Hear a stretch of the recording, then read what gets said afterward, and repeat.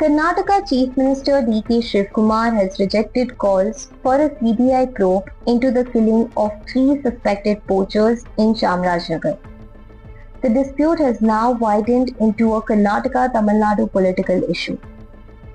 Shivkumar said Tamil Nadu leaders should not interfere in Karnataka's administration. He stressed that states must respect the federal structure and said Karnataka would protect the sanctity of its territory. He asked Tamil Nadu to focus on its own law and order issues, reiterating that no state should interfere with the administration of any other state. He said the state would do its job and safeguard its interests. The remarks came after the issue was raised in the Tamil Nadu Assembly. Legislators from different parties sought a high-level probe into the August 15 firing near the interstate border.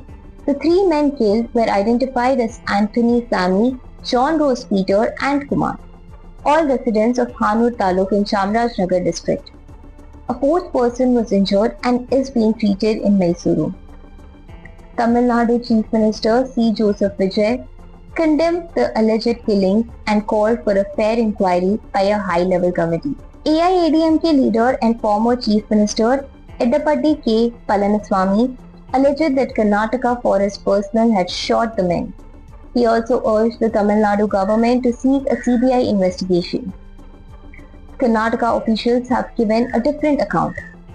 They said forest personnel were carrying out an anti-poaching operation when they came under fire. The personnel then retaliated in self-defense, killing 3 people.